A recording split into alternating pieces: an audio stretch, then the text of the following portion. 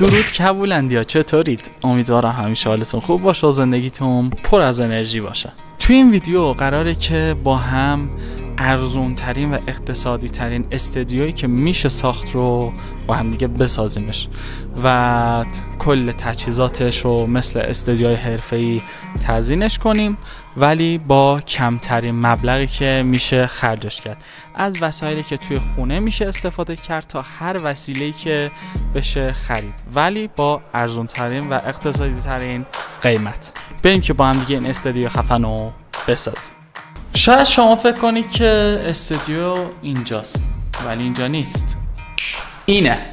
اولین چیزی که نیاز داریم ما یک دوربین یا حالا گوشیه، فرقی نمیکنه، هر چیزی دوست داشته باشین شما میتونید استفاده کنید. و یه سپایه است که این الان پشت دوربینه.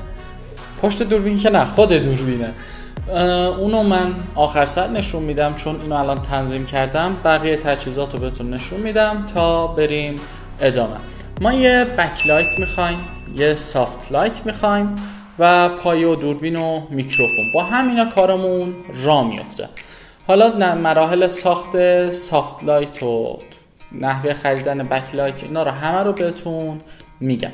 بریم اول سر یه پایه میکروفون درست کنیم برای میکروفونمون که میکروفون بازم میتونه گوشیتون باشه، ولی چون من میذارم به احتساب اینکه شما گوشی رو توی دوربین قرار میدید و میکروفونتون متفاوت باشه، میتونید یه میکروفون به هر قیمتی الان توی بازار تهیه کنید که میکروفون های یقه‌ای از نظر من استفاده نکنید چون اونا قیمتشون کمه، کیفیتشون هم کمه، ولی میشه با قیمت هایی که مثلا کمتره یه همچین میکروفون هایی رو تهیه بکنید که من حالا این میکروفون زوم میتونید دست دومش رو یا نوش رو از بازار تهیه کنید که توی دیجیکالا و تورو با اینجور چیزا هستش. یه چیز بدیهی همه میتونن تهیهش کنن. شما وقتی اینو تهیه کردید یک سری داره که خودتون هم میتونید از اسفنج درست کنید اگه نداشته باشه برای اینکه صداتون رو سافت کنه. حالا من اینو میندازم روی این به این صورت میشه. پای میکروفون دو جوره، یا باید پای آماده بخرید، ولی من چون میخوام اقتصادی بکنم اینو به روشی میخوام یک پایه میکروفون درست کنم که بعضی از وسایل توی خونه های همتون هست. اولیش مونوپده. از قدیم الایام این یک وسیله بوده که توی هر خونه‌ای پیدا میشده چون قدیما خیلی مد بود از اینا استفاده کردن. یک مونوپده که سریش اینجوریه، یک پایه، اینم مال خود مونوپدمه. البته این مال دیجی هایه ولی یه دونم از اینا هستش که شبیه اینه. این پایه هم خیلی ساده است. اینا رو با قیمت خیلی کمتری میتونی از بازار تهیه کنی و چون اینو میخوایم بچسبونیم به این، یا یه لنت یا از کش استفاده میکنیم. این زیاد فرقی نداره. بریم جلوتر اینا رو درستش کنیم.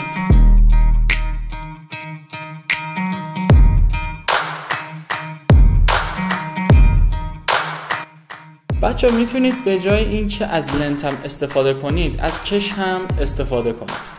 حالا من توی این ویدیو موقتا از لنت استفاده میکنم یا از کش هم استفاده میکنم اولش که ببینید دوتاش هم نگه میداره. خیلی ساده روش استفادهش هم. کش که خب دیگه خودتون میدونید کش راحته، فقط ترجیحاً از رنگ هایی که شبیه به همان استفاده کنید که توی ویدیوهاتون زیاد معلوم نشه. اینو بکشیم، خدا کنه توی میکروفون صدامون بد نیفته. خب این به این صورت زیادم نمیخواد تکون بخوره، در همین حد کافیه. یا میتونید با لنت بچسبونید، همون با لنت نمیچسبونید خوب خودش باعثات. امتحان نکرده بودم تا حالا، خوب شد. همین اوکی که قرار میدیم اینجا. بقیه وسایلم میچینم براتون نشون بدم.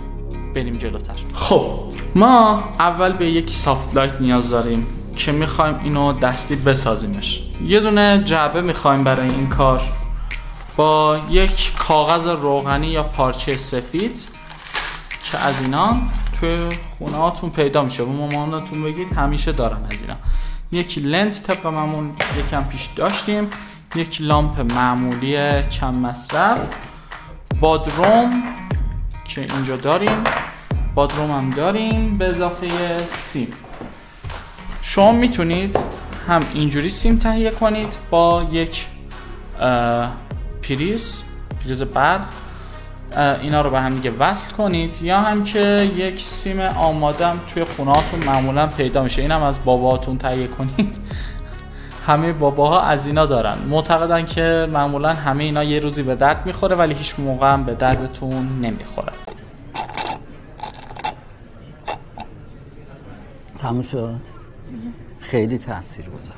بعدش یک بکلایت که میتونین از یه لامپ آبی استفاده کنید مثل این، ولی باید متوجه باشید که اینو با دوربینی که میخواید انتخاب کنید جوری باشه که پرپر نزنه. به جای این میتونید از نورهای RGB هم استفاده کنید، ولی تفاوتش اینجاست. اولین چیزی که پول دادیم خریدیم اینه، کلا شد 60,000 تومان. این لامپ آبی رنگ برامون 60,000 تومان تمام شد، ولی نورهای RGB با ریسه هاش معمولا توی 5 متر و تک متری میشن که 5 متریاش الان هول هوش 700-800 تومان. توی دیجیکالا 500 تومانیش هم هست، ولی بعد مدت ها که افت کیفیت دارن که ما نمیخوایم در اون حد استفاده کنیم از بودجمون، در کمترین مقدار میخوایم درست کنیم. یک لامپ 60,000 تومانیه، ولی اینجا توی بکلایت دوممون اگه بخوایم از نورای خوب استفاده کنیم، چون گفتیم که کیفیتمون هم باید مناسب باشه، یه بکلایت خریدم من، این RGB توره از دیجیکالا، کلن شد 600,000 تومان فکر کنم اشتباه نکنم، در همین حد بود که اینم نورشو، چون الان اتاق روشنه، اینجا استودیو نیست، یادم رفت بهتون میگم، اینجا میز مدیریت فعلا شرکته، چون نیستم من اینجا رو تزیین کردم که وسایل نشونتون بدم، یکم بعد میریم دوباره اتاق استودیو. خب اینو روشن کنیم، فکر کنم معلوم بشه. آره این چند تا رنگ داره که قرمز، آبی، سبز و یه زرتوری هم داره که به این صورت هم میتونیم بزنید رنگاش تغییر میکنه. اینا یه چیز کاربردیه، توی اتاقتون وقتی هم شبا میخوابید میتونید به عنوان یک شب خواب هم ازش استفاده کنید. یه وسیله کاربردیه. با پاور بانک هم میشه ازش استفاده کرد، یا هم به جای پاور بانک میتونید از آداپتورهای معمولی برق هم استفاده کنید. برای تزیینم یه دونه من از قبل داشتم، توی ویدیوهای قبلی هم دیدید، توی اون یکی استودیو یک هندزفری معمولیه، مدل تسکو خودمونه که اینا رو یا خونتون دارید. این حالا واجب نیستش که استفاده کنید یا نه، ولی بقیه موارد لازمه که استفاده کنید تا کیفیتتون در بهترین مقدار باشه.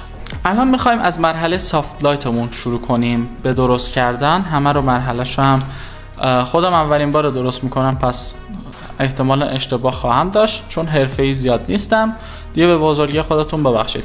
3 تا فقط وسیله میخوایم، یه دونه کاتر میخوایم، با قیچی و چاقو هم کارتون راه میفته، یه دونه هم پیچ‌گوشتی و سیمچین برای سیم‌های سافت لایت. بچه‌ها چون میخوایم اینو درست کنیم، این یه دونه طرح آماده شو داریم، بادروم با سیم که فقط پریز روش نصب نیست. اینو میخوام از اول بکنم، تا حالا یاد نگرفتین یا بلد نیستین، شما هم بلد باشید و اینو درستش کنید. خب در مرحله اول کجا داشت میرسد؟ میایم سیممونو با استفاده از این کاتر این وسطش رو یه ذره باز میکنیم جاشو که بتونیم تفکیکش کنیم. 2 hours later. بچه بعد از اینکه اینو تفکیک کردیم، من یه ذره دوربین رو کشیدم جلوتر که شما راحت‌تر ببینید. این ورش که اینجوری شد، یه ذره جدا کنید، خودش خود به خود میاد. اولش میایم با سیمچین یه ذره از سیم ها رو باز میکنیم. حالا این دو طرفش هم باز کردیم. اینا رو میایم یکیشو به سری بادروممون که اینه، یکیش هم به سمت پریزمون که اینجاست. اینا رو وصل میکنیم به اینا، بعدش میایم ادامهش هم میگم بهتون. بعد بچه اینم بگم، ما بادروما همشون معمولا اینجاشون سوراخ نداره، اینا پلمپن و با استفاده از این پیچ‌گوشی رو میذارید روی اینجا و باید ثابت باشه وسطش. میام اینجا پلانکشو با یه ضربه بزنید باز میشه. خیلی ساده و بهداشتی. میام اینو باز میکنیمش. این پلمپشو باید باز کنید. باز کنید سیم رد نمیشه از داخل این. بچه دوربین آوردم جلوتر که راحت اینا رو ببینید. ببینید اینجا یک پلمپ بود که اینجا رو یه سوراخ باز کردیم براش و بادرومو که باز میکنید از این ور در مرحله اول میایم سیممون رو از اینجا رد میکنیم از سرش که فکر کنم سوراخی که باز کردیم کوچیکه. نه اندازه شد. بعد از اینکه اینجا رو باز کردید میایم و سیمامون رو میپیچیم به این صورت در به این حالت. خب بعد از این میایم هر یک از این سیما رو داخل این پیچ های بادروم جا میدیم به وسیله چارسو. به این صورت که بیاد حله. این خیلی راحت و ساده، هیچ مشکلی هم نداره. این سمت بادروممون اوکی، لامپ این وری اوکی شد. حالا بیایم از این ور که چک شد میایم اینجا رو میبندیم. خیلی شیک و مجلسی. این اوکی شد. حالا میایم این سمتش. این سمت هم همون اینجا رو از این ور از این پیچ وسطش باز میکنیم اینجا.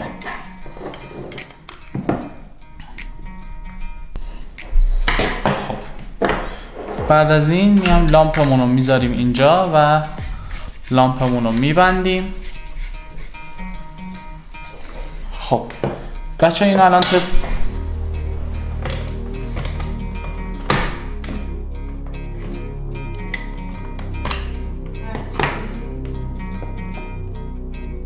الان میایم اینو تست کنیم. میدونید اشتباهمون روی چی بود؟ من وقتی که اومدم لامپو ببندم، بذارید اینجا نشون بدم شما هم همون اشتباه نکنید. این سیمی که بریدم از اونجا خیلی دراز بود، به خاطر همین شد که این دوتاش به هم دیگه برخورد میکردن و اتصالی کردن، باعث شد که فیوز بپره و خوشبختانه اتفاقی نیفتاد. حالا میایم اینو تست کنیم دوباره. خدا کنه که این سری همه چی اوکیه. ببینید این مرحله اول سافت لایتمون بود، چیز خاصی نداره، همون یه لامپ معمولیه. بذارید اون یکی لامپمون هم آوردم تست کنیم ببینید که اون لامپی که برای بک لایتمون میخوایم همین جوریه. این مرحلهش هم سر چی میگن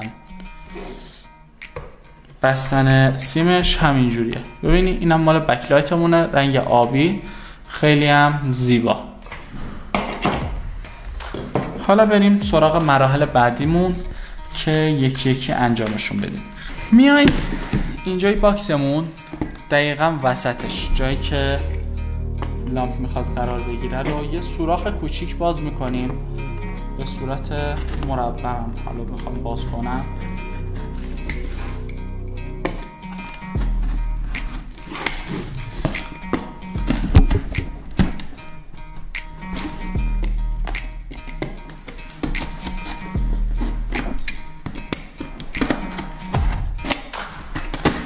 و اینجا رو یه جوری برش میدیم که ببینیم بچه ها این مونده رو اینجا. زیادی صفر برشش ندید چون اینو بعدا میتونیم بچسبونیم. حالا نچسبوندیم هم مهم نیست، چیز خیلی واجب و ضروری نیست، ولی اگه روش بمونه اوکیه. بذارید نشون بدم بهتون.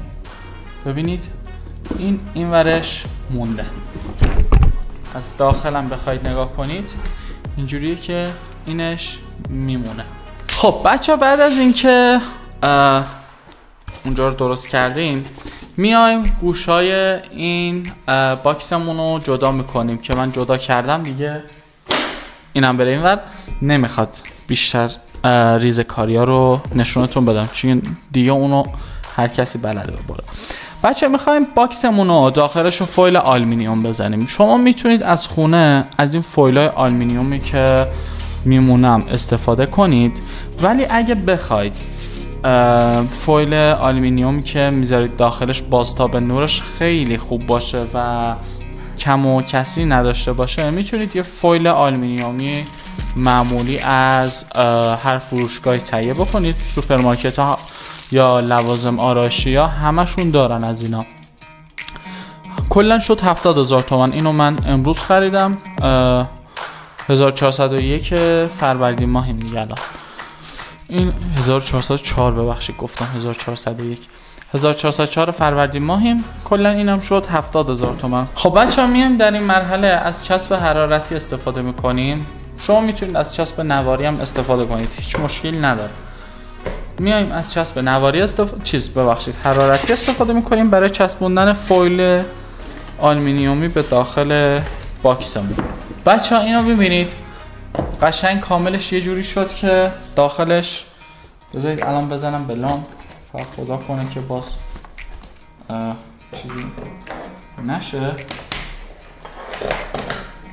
خب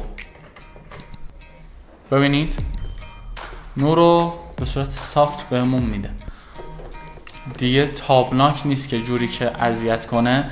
و برای دوربین هم یه جوری که ببینید الان اطرافش، دست منو میبینید اینجا، وقتی این میاد فوکوس یه جوری میشه که دیگه دست من کلا ناپدید میشه. این خیلی ساده ولی کاربردی. الان که میام اینجا میخوایم فقط یه مرحله‌مون مونده، اونم اینه که کاغذ روغنی بزنیم روش. کاغذ روغنی هم یه چیز ساده طور مثل توی هر آشپزخونه پیدا میشه. یکی از اینا یه کاغذ ساده اندازه میگیریم و همین فکر کنم یه برگش کافیه، خودش جدا شده است. حالا میخوایم تستش کنیم. این سافت باکسمون و به این صورت ببینید. البته نورمون رو من نذاشتم وسط ها، باید بذارم وسط. از اینجا تنظیمش کنم. ببینید نور میاد و یه ذره بکشیم بیرون، به این صورت نورمون سافت میشه. از نوری که لامپ داره خیلی بهتره. ببینید این فوکوسی که میکنه رو دستمون، الان دست من اینجاست، خب دست من اینجا باقی مونده ولی این فوکوسش خیلی نرمتره.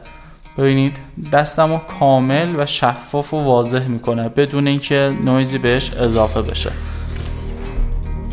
شاید شما فکر کنید که استودیو اینجاست ولی اینجا نیست، اینه.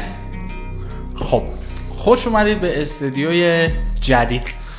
ما اینجا شما نمیبینید سافت باکسمون رو داریم که میبینید منو روشن و واضح نشون میده. شما میتونید خودتون تنظیم کنید دیگه، ارتفاعش رو هر جوری دوست داشتید انجام بدید. اون بک‌گراند لایتی که آبی لامپمون بود که پشت سر منه، اون یکی لامپمون که RGB بود الان اونم دایره‌ای که تشکیل شده توسط اونه. میکروفونمون، لپتاپ و کیبورد و بعد هر اکسسوری که شما خواستین میتونید بذارید و ازش استفاده کنید. حالا من اینا زیاد کاربردش برای من بیشتره، من از اینا استفاده کردم و خیلی اینا میافتن. اینا خودشون اضافی هن، اینا رو نمیخواستم بذارم تو ویدیو ولی یکم عجله شد ویدیو.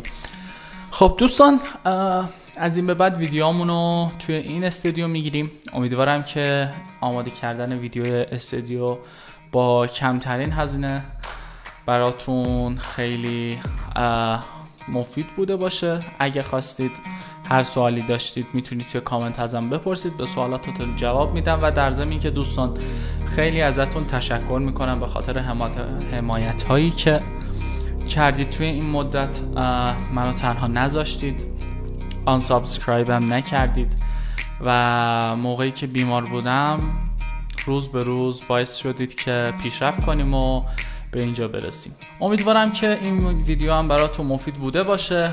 همیشه پر انرژی و شاد بمونید و به استودیوی جدید خوش اومدید با سبک جدید. شاد و پیروز و پر انرژی باشید. فعلا